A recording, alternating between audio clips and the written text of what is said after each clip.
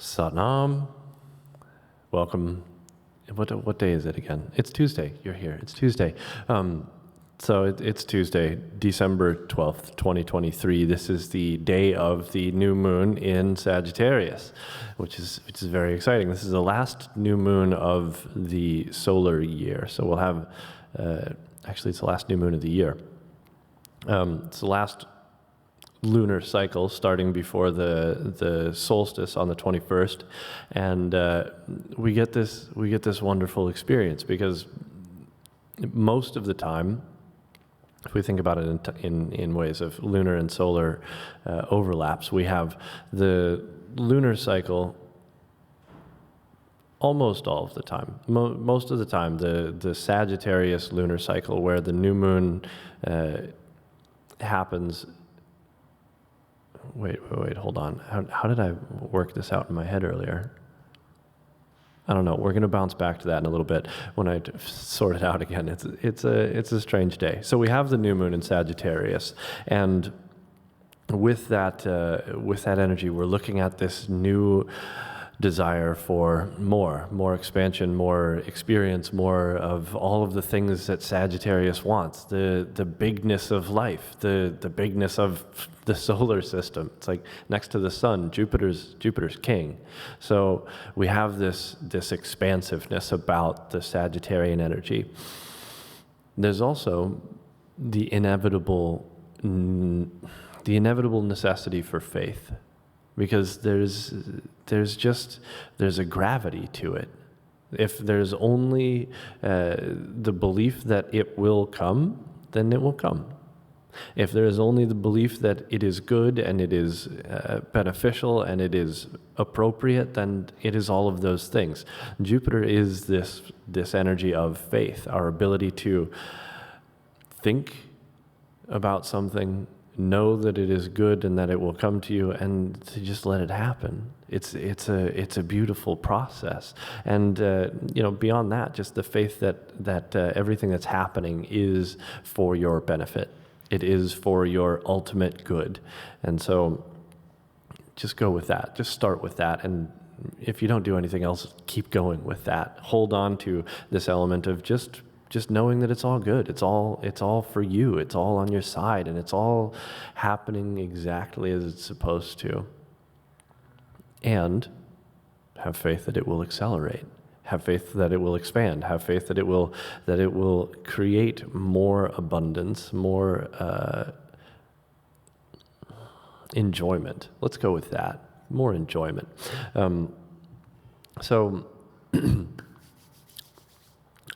Right. Circling back to the lunar cycles. For the most part, the last new moon before Christmas is the Sagittarius moon. And that gives the holiday time a very specific energy, because the sun moves into Capricorn and brings this kind of this weight, this comfortable weight, a kind of calmness, the necessity to slow down, evaluate what is close to you, know your family and your friends and your immediate world, which you maintain and which you are bound to by responsibility, duty, and desire. So that is the Capricorn season. But with exception to the few years where the new moon in Capricorn happens before the 25th of December, the lunar cycle, the Sagittarius lunar cycle, is the energy that carries through the holiday season. So we get this jovial expansiveness of spirit. So whatever it is, it's like 26 or 27 days, 26 or 27 times out of 30, the last new moon is a Sagittarius moon before the holiday season. So it's the expansiveness, it's the generosity of spirit that Jupiter has, that Sagittarius has. It wants to give, it wants to be merry, it wants to share in everything and be, loud and enjoy things, and not just, be reserved, which reserved is good too. Sometimes we need it. Maybe like 3 years out of 30, we need a reserved holiday season. And the rest of the time, just have a gas, have a party, have a fun time, enjoy everything to its absolute fullest, and just let it all work out. Let it all work out. All right, so moving past that, the Sagittarius moon this year is accompanied by a couple of very powerful influences. First, and we'll say the most tightly aligned influence, is this harmony between the Sagittarius moon and sun, which happens at precisely 1:32 p.m. this afternoon in Pacific time. It's accompanied by this harmony with the north and south nodes of the moon. So whenever we get a lunar cycle that's tightly aligned with the nodes of the moon, we get a kind of amplification of the lunar energy. So the nodes of the moon point to a kind of collective trajectory when we're looking at these moving charts. The collective trajectory being from the south node, currently in Libra, to the north node. So we're moving toward Aries lessons. We're moving toward lessons of the kind of confrontational and confident and spearheading kind of energy. We want to learn the lessons of being resolute in our stature, in our ability to face the things that come to us. And there's a couple other things pointing to the necessity for that, but we'll get there. So the collective energy is moving toward an energy of, what do I need to face? What can I use within my own power to face what is in front of me? And that's just the end of it. Don't worry about the rest of it. Just face and move through whatever it is. So the Aries energy calls for us to have a certain amount of courage in the face of that which we need to address. There's going to be plenty of it. It's going to be a weird year next year, a good year, but weird. We got big things shifting in the year of 2024, and so we want to be able to go into that with a kind of with heart, with like the actual courageous heart that we need to go into something. And I'm going to use the word defeat because it's an Aries energy, but it's not like, you're not beating things to a pulp necessarily, but you're defeating something, whether it's your hesitation or your insecurities or your lack of timeliness or your inability to wake up when you need to, whatever it is that there is in your world that needs to be addressed and faced and overcome. This is a good energy for it. Sagittarius is willing to say what needs to be said. The Aries energy gives you the actual punch to get through it. And so we have some of that. Now, see if you can figure out what that is and address it in a conscious manner before the holiday season if you're going to see your family, or just, know that it might bring up a little extra pizzazz in your endeavors, and enjoy. Another part of this, which adds a kind of interesting twist to it, but also adds an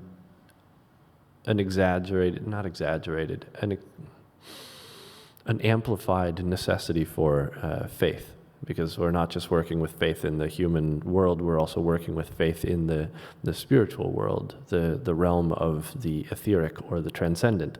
There's a challenging element to this. The sun and the moon are in Sagittarius.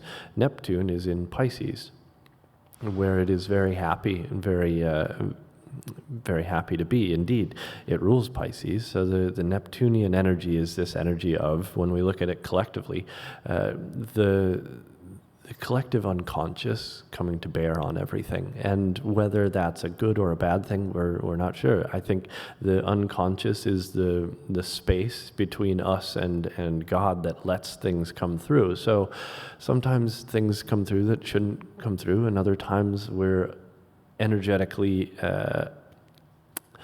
fortified to the extent that everything that comes through is exactly what it needs to be. And so we'll work with that. We work with that in this season and have enough faith in your own energetic capacity to actually bring those beneficial downloads in. So we got some connection to the spirit. Now the challenge between the sun and moon,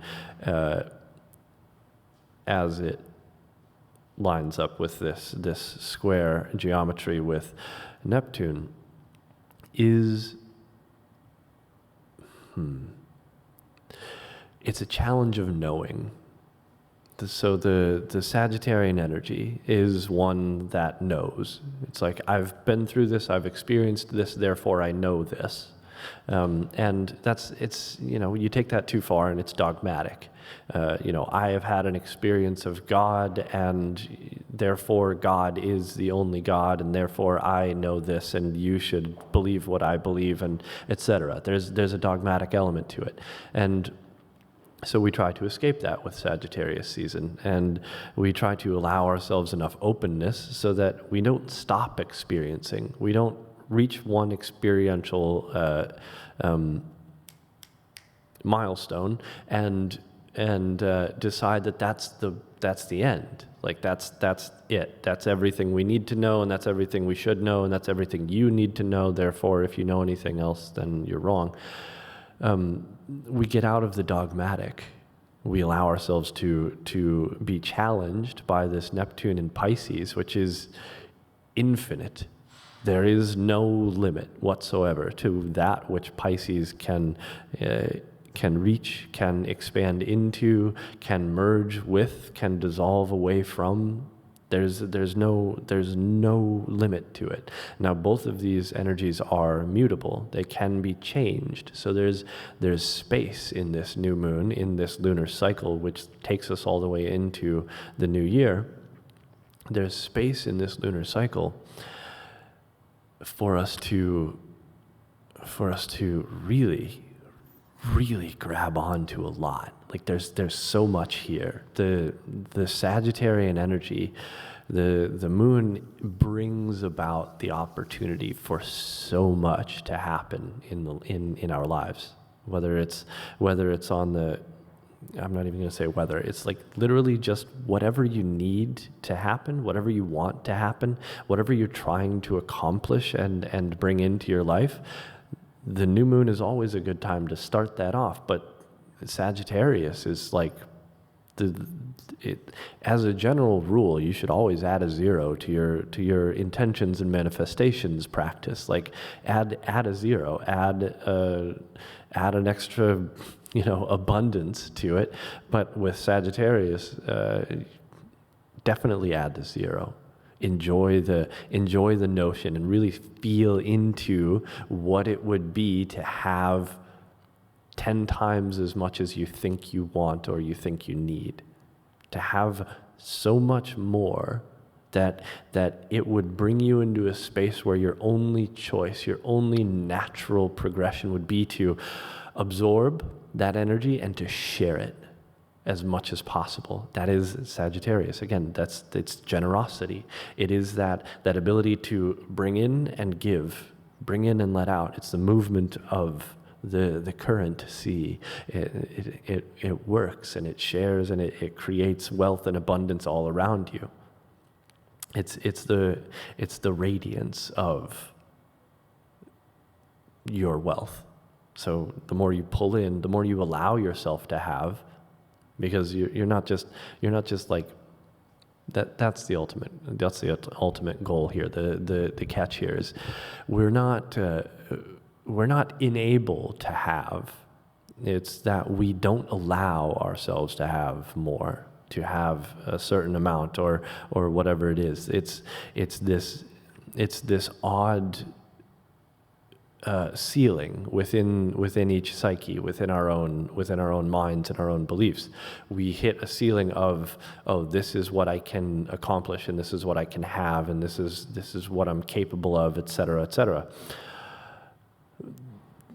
The ceiling is imaginary, and in reality, it's an allowance. It's like, I will allow myself to reach this place because this is what I believe. This is actually an interesting one. So apparently, that somebody did this silly experiment with fleas, right?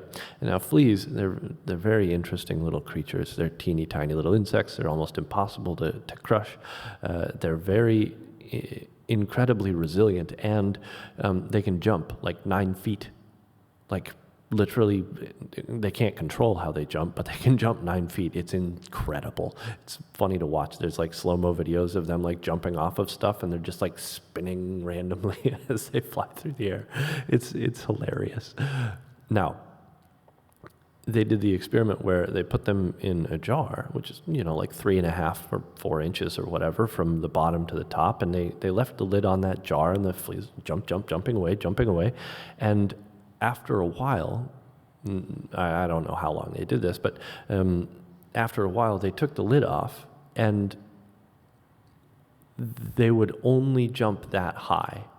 They no longer had it in their nervous system to believe they could jump any higher, or they didn't think there was a reason to, so they didn't. And this wasn't just those fleas. It wasn't just these experimental insects. It was their offspring too. It transferred to their offspring. It literally, they coded genetically for how high they could possibly jump, and they passed that on to their offspring, because even the tiniest little insect is infinitely adaptable to its environment. So we adapt to an environment, and then we stay adapted to that environment, and that's it. That's it. Those are our perceived limitations. We've adapted to a certain environment, and even when the environment has changed, we still believe that that environmental limit exists. So this is a time of not letting that persist. The Jupiterian desire, speaking of, we have to talk about Jupiter in a minute. The Jupiterian desire to expand outside of limitation is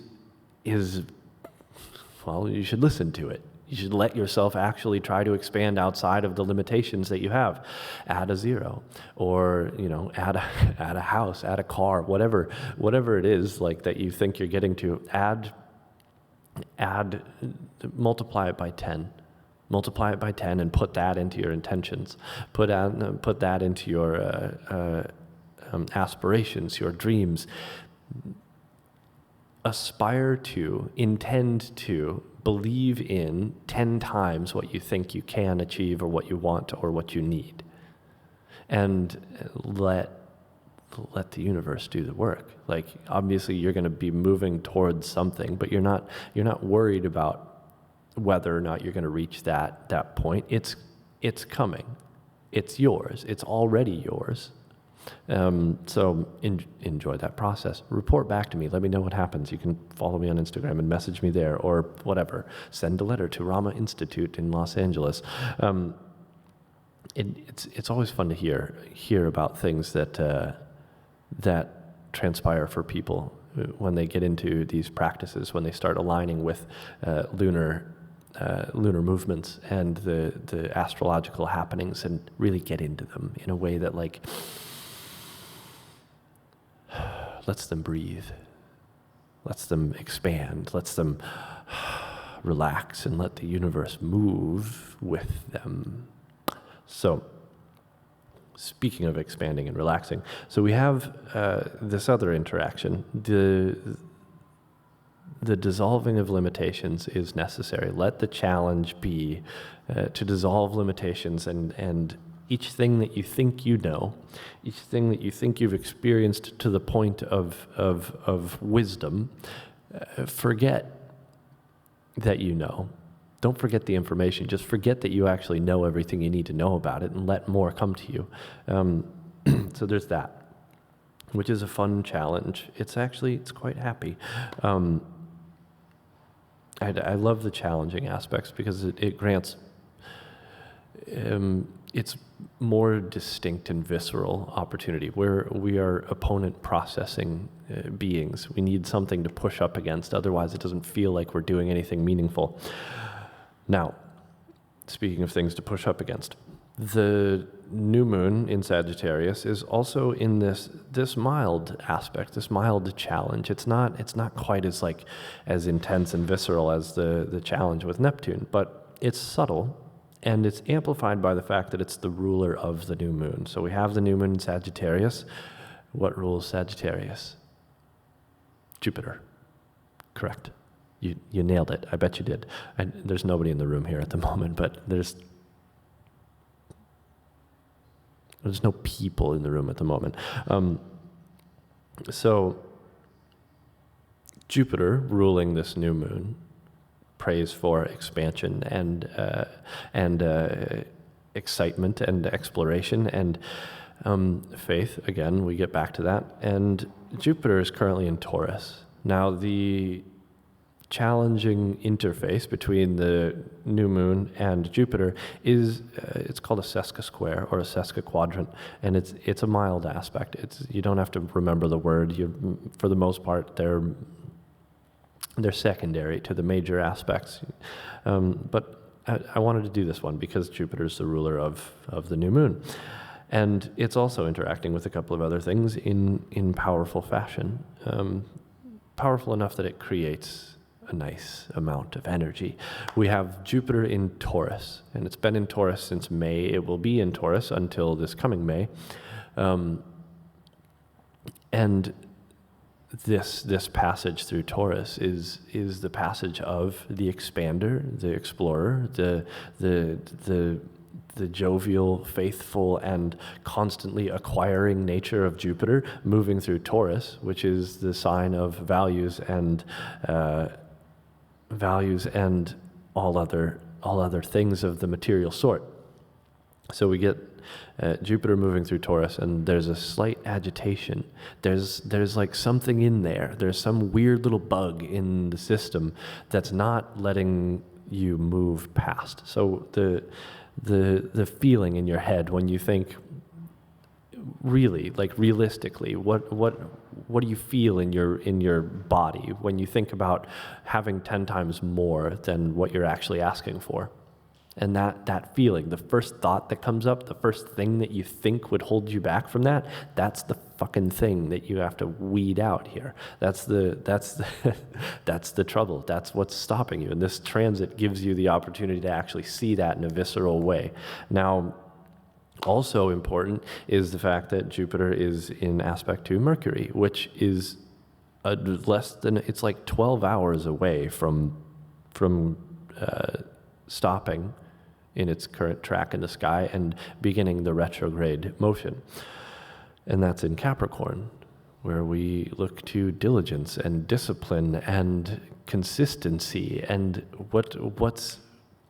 I would venture to say it's a pretty easy guess whether you're looking at the stars or not. Like, the thing that's holding you back from actually getting what you're wanting and more than what you're wanting is some limitation that is easily, or rather not easily, but effectively removed with the correct discipline applied. So you figure out, like, what's the discipline you need to apply, and we get the next 3 weeks, 22 days while Mercury is retrograde to explore that and sink into that a little bit. Now, Mercury is going to retrograde out of Capricorn into Sagittarius and then start to move forward and come back into Capricorn.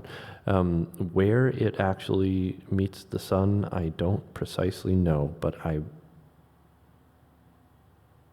think it's in Capricorn. Anyhow, so we're looking at this new moon. Have faith. Have some fucking faith. Just leave yourself open to the possibility of receiving so much more than you actually think you're going to get or that you think you want. Just let it be. Let it come to you. It's time for it. It's going to be a fantastic month. It's going to be a really great start to the year. And that's just that.